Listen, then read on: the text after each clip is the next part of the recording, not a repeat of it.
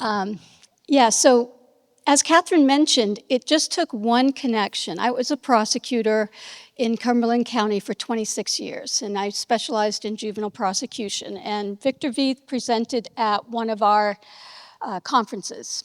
Very simple message, changed the way I see child abuse, changed the way I see the role of the community, and it all pinned on an article that Victor had written for a law review that is titled Unto the Third Generation. And it was really simple. Mandated reporters need to report. Investigators, child welfare, police need to investigate, and prosecutors need to prosecute. And it sounds very simple, and you'd like to think that that's all happening, but it isn't necessarily. And I don't think because of apathy, it's lack of training, lack of resources. As a society, have we given those people in positions of authority, and frankly, mandated reporters as the front line, have we given them the tools they need to report? You know, I talk to a lot of law enforcement and others that don't understand that the issue with reporting child abuse is not that you have to be sure, and the statute is really clear. If you have reason to believe, you shall report. It's not your job to determine if something happened or not. You leave that to the authorities, whether it's child welfare or police. But you have to report. And you do that, and I'd have people say, well, what if I'm wrong? Well, what if you're right and you don't report and that child continues to be abused, or that abuser goes on to abuse more children? The risk of being right and doing nothing is greater than the risk of reporting and being wrong. So reporters, and you all, if you're in a church parish in a leadership position, you are a mandated reporter. I am a mandated reporter. I've made, I don't know, umpteen calls to the Department of Health and Human Services.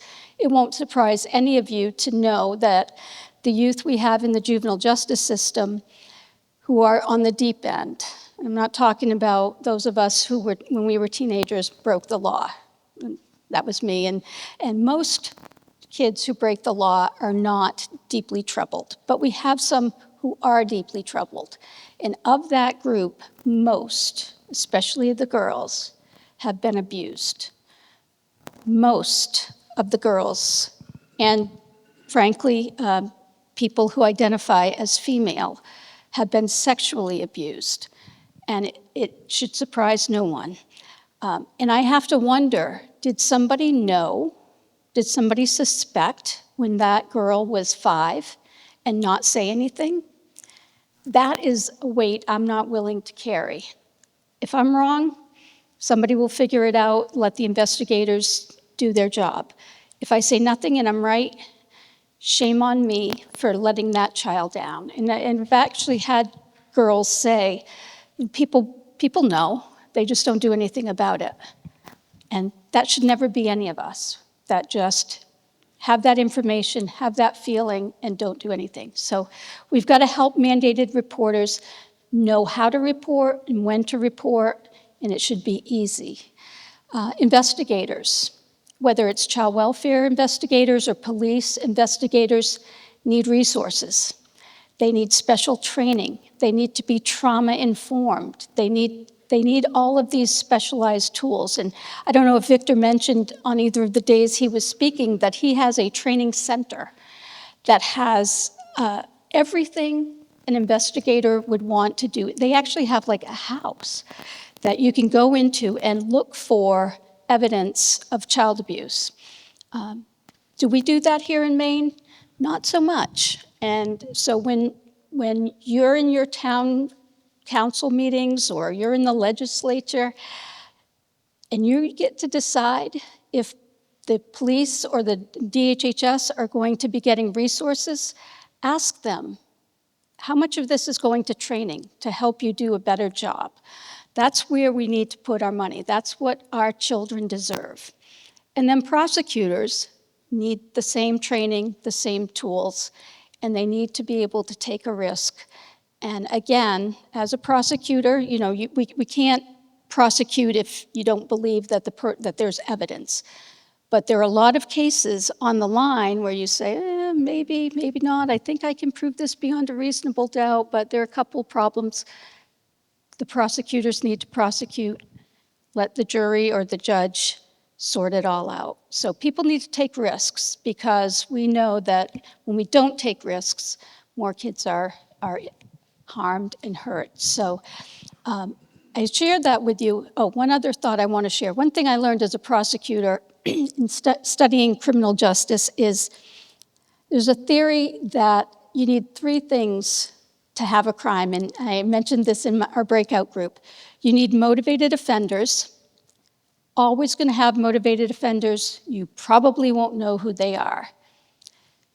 You need a vulnerable victim, suitable victim. Every child is a suitable victim. Some are more vulnerable than others, usually based on their own history of abuse or neglect. And you need an opportunity or a lack of a capable guardian. First two things, really hard to control for. Opportunity is easy to control.